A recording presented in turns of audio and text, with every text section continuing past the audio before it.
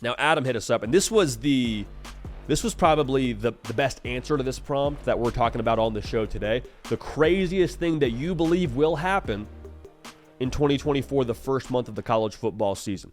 Week 2, you got Michigan, you got Texas. Adam says that Michigan is about to beat Texas by double digits.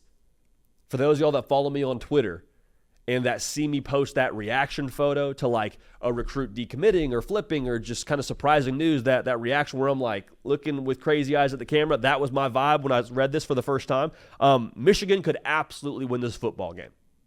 Make no mistake. It's in Ann Arbor. It is early on in the season to where you could catch Texas maybe not totally in rhythm with all of their transfer receivers they've gotten.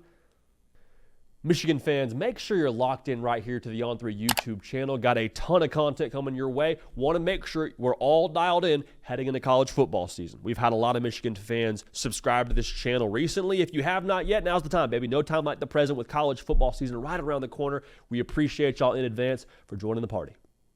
Texas is currently favored by 3.5 in the Big House. Will that be the same heading into week 2? Remains to be seen. Michigan could definitely win this game. I think the gameplay would look a little bit like, that heavy weight we talk about that Michigan puts on your back from the first quarter to the second quarter, and then by the third and fourth, it's like they're just suffocating you. I think that would probably look like a lower score outfit. Maybe it's like a 21-17 game. Maybe it's a 24-21 game. Maybe it's a game played in the teens. The bottom line here is the take for me right now, from what we know about Michigan, is if they're going to win this game, it's probably low scoring. It's probably a rock fight. It's probably, game control. And if they're going to win by double digits, to me, that would mean that the offense, more specifically the quarterback and wide receiver play, came alive. Because I think to beat Texas by double digits, that would mean that you were able to have some sort of other answer offensively. Because we know Michigan, we're going to talk about this later in the show, we know Michigan's going to pound the rock. We know they're going to try and punch you in the face and just attack you defensively. Like, that whole outfit at Michigan isn't changing. The question is who's playing quarterback and then who they're throwing the football to.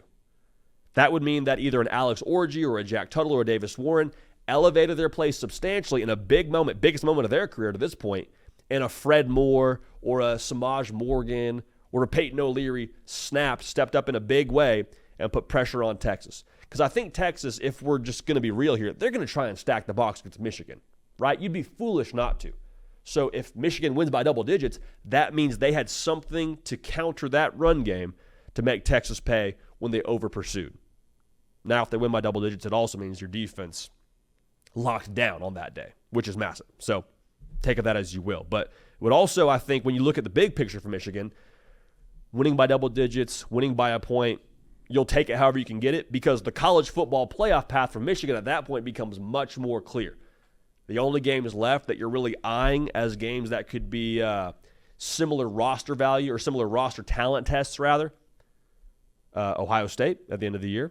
It'll get here when it gets here. Before that, you got Oregon. Those two games, even if you drop both those games, you go 10-2. I think a 10-2 Michigan team with a win over what you would imagine is a top 5, top 3 Texas team, it's a pretty good resume. That'll get you in the dance. Now, 10-2 probably doesn't get you into the Big Ten title game, but that'll get you into the college football playoff. So Jesse Simonton has his 12-team playoff field out right now on on3.com. Go check that out. He's got Michigan in the dance, and I don't think that it is an irresponsible take by any stretch of the imagination at all. But if they beat Texas, that buzz is only going to grow even stronger, and Jesse's going to look a lot smarter than he even does right now. So this is a hard one for me to get behind, but even so, if it happens, what it would mean for Michigan long-term is massive, both from a gameplay perspective, the quarterback and receiver play, and then also the college football playoff path becomes very exciting moving forward. Hey y'all, thanks so much for watching. Subscribe to the channel here to make sure you don't miss an episode of The Hard Count. Also be sure to check out other videos on the On3 YouTube channel.